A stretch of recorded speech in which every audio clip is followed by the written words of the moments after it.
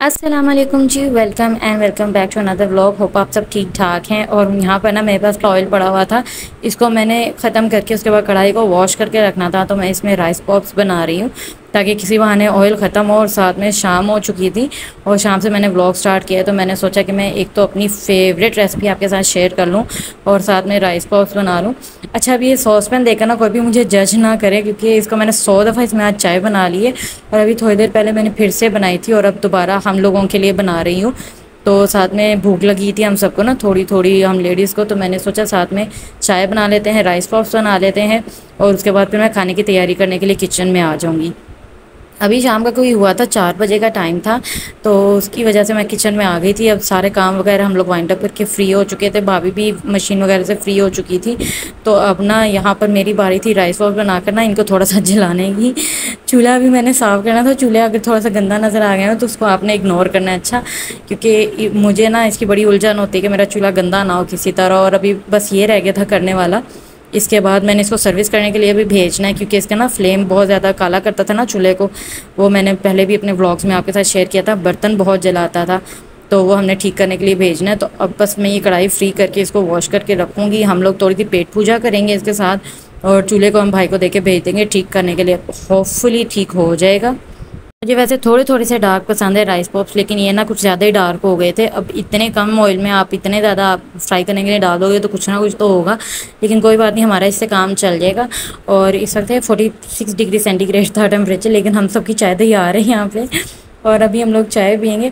अच्छा, मुझे sauce pan से याद आया यार, वो लाइव विद कायनात के ब्लॉग्स में बहुत शौक से देखती होती हूँ, मुझे बहुत पसंद है वो ब्लॉगर।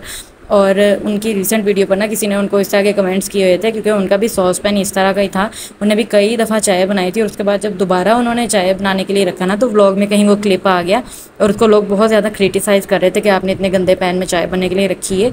यार, इस तरह ना किया करें, क्योंकि घरों में जब हम लोगों ने किचन में काम करना होता है ना, जिन्होंने करना है उनको पता है कि आप रिपीटेडली एक काम कर रहे हो ना, तो इवन होटल्स में भी इस तरह नहीं होता कि वो स्क्रब करके पूरा अच्छा खासा घसीट के उसको साफ़ करेंगे। इस तरह नहीं होता है, रगड़ रगड़ के कोई भी नहीं फिर करता होता। जब आप रिपीटेडली एक बर्तन को यूज़ कर रहे हो ना, तो आप उसको बस इतना सा वॉश करते हो कि उसका वो जूठा उसके अंदर वो फ्लेवर ना कोई रह जाए, लेकिन आप उसको फ़ौरन स्क्रब नहीं करते। वो आप तब करते हो जब आपने उसको फाइनल वॉश करके रखना होता है। तो इतना क्रिटिकली आप लोग ना देखा करें किसी चीज़ को। खैर, यहाँ पर मैं आ गई थी किचन में और अब मुझे बनाने थे पेशावरी कबाब, मतलब चपली कबाब। चूल्हा मैंने भेज दिया था और ये सारा चूल्हे वाला जो स्पेस है ना, ये फ्री था। यहाँ पर मेरी लाइटिंग कम थी, क्योंकि एक तो लाइट हमारी ख़राब हो गई थी दोबारा से, तो अभी यूपीएस चल रहा था और किचन में ना यूपीएस वाली लाइट जस्ट एक ही है। तो और ऊपर से मैं रिंग लाइट भी नहीं लगा सकती थी, क्योंकि यहाँ किचन में और तो है नहीं, कोई स्विच था नहीं जिसमें मैं लगा सकूँ ना, यूपीएस वाला कोई स्विच नहीं है किचन में। तो उसकी वजह से जितनी सी लाइट थी मुझे उस पर कॉम्प्रोमाइज़ करना पड़ रहा था। तो यहाँ पर मेरे पास था 1.5 kg कीमा था मेरे पास, और इसको 2 बार निकाला गया था। उन्होंने 3 नंबर उसका जो रिंग था ना, जिसके अंदर से कीमा निकालते हैं, उसको उन्होंने 2 बार उसमें से निकाला है।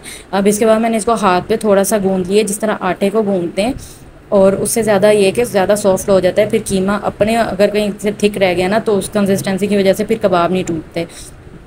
अब इसके अंदर मैंने ले लेने हैं 3 नॉर्मल साइज़ के मैंने प्याज ले लेने हैं, ये चपली कबाब के लिए मैं बता रही हूँ। और यहाँ पर मेरे पास ना नॉर्मल साइज़ के 5 टमाटर पड़े हैं। इन सबको ना मैंने इतना बारीक सा चॉप कर लेना है ना कि बिल्कुल ये ऐसे क्रश्ड ही लगें। और उसके लिए मैंने फिर प्याज़ों को ना यहाँ पर ग्रेट करना है, क्योंकि जितने ज़्यादा बारीक होंगे ना, उतना ज़्यादा कबाब के टूटने के चांसेस कम होंगे। क्योंकि एक तो पानी छोड़ने से कबाब टूट जाते होते हैं, और एक ये कि इंग्रेडिएंट्स में कोई चीज़ अगर मोटी रह जाए ना, कटी हुई, तो उसकी वजह से भी कबाब टूट जाते हैं। तो फिर यहाँ पर मैं इसको करने लग गई थी, ग्रेट करने लग गई थी। और इसके करते करते ना मैंने हमेशा एक आधी हाथ पे ज़रूर चोट लगवा लेनी होती है, क्योंकि ये अब सर्दियों में इतना यूज़ होता है, गर्मियों में इस पर इतनी प्रैक्टिस नहीं रहती। तो अब इसको बड़े हौसले से, बड़ी तसल्ली से, बड़ा टाइम लगाकर मैं इसको अपग्रेड करूँगी।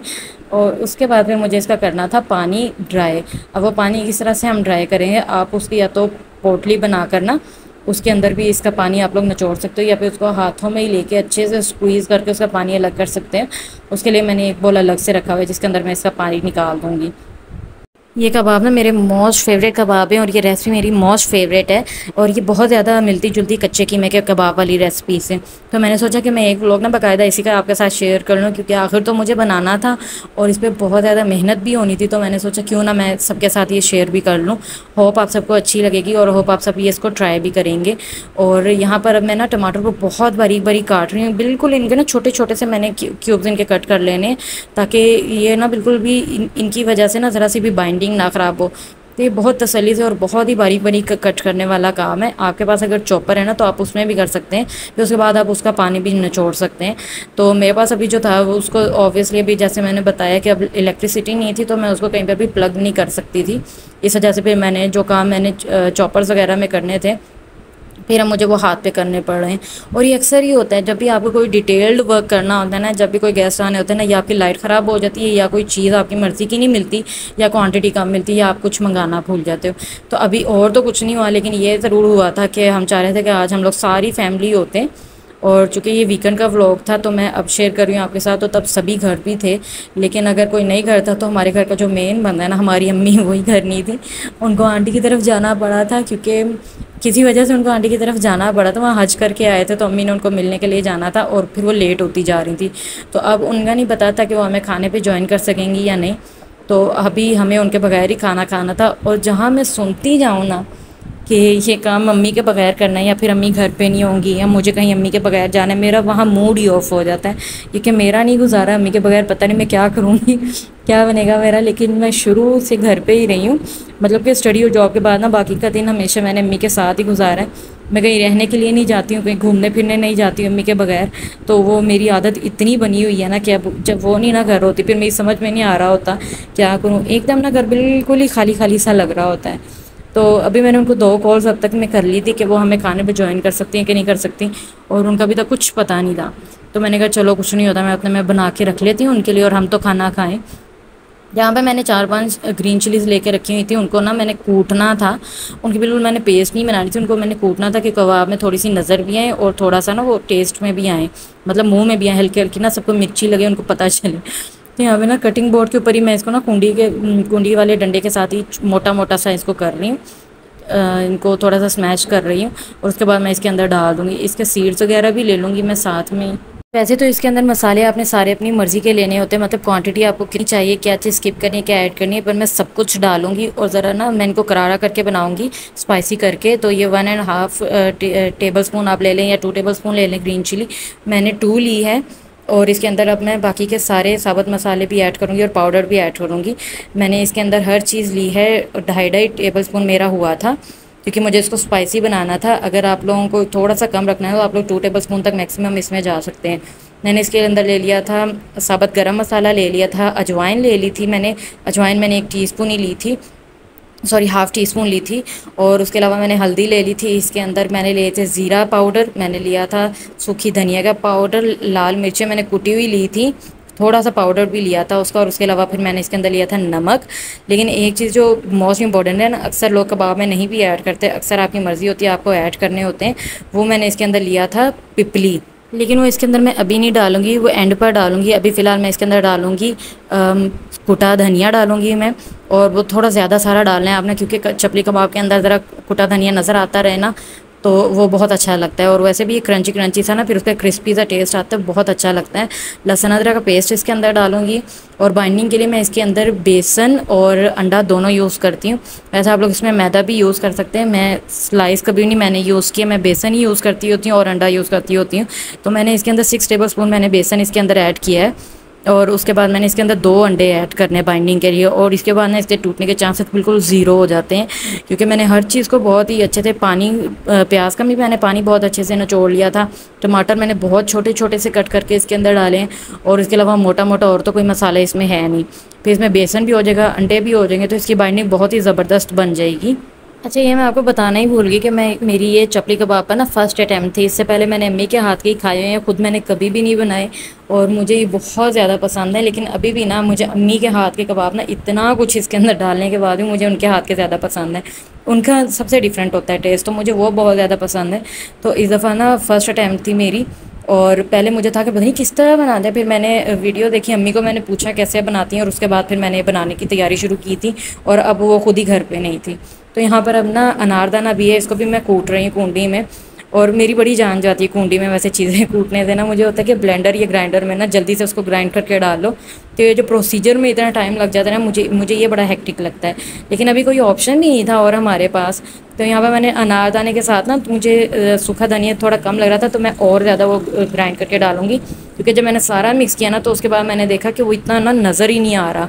तो ये अब मैंने 3 पिपली ले ली थी, ये खुशबू के लिए डाली जाती हैं, और अब मैं इसको भी इसके अंदर अच्छे से कूट के इसका पाउडर कर लूँगी और वो इसके अंदर मैं ऐड करूँगी।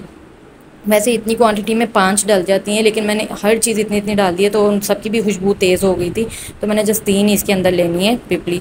और अब इसके बाद इसको अच्छी तरह से मैं मिक्स करूँगी। और हाथों पे ना बेहतर है कि आप लोग ना कोई ग्लव्स वगैरह पहन लें।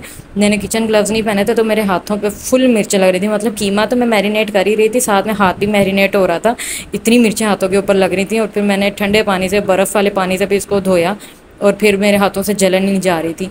अब इसको मैंने एक दफ़ा फिर से अच्छे से गूंद दिया है, ताकि इसके अंदर अगर कोई चीज़, कोई भी इंग्रेडिएंट ऐसा रह गया, मोटा रह गया, तो इसके टूटने के चांसेस ख़त्म हो जाएं। आटे की तरह इसको मैं गूंद लूँगी, और अभी आपके सामने कितने अच्छे से इसकी शेप बन रही है।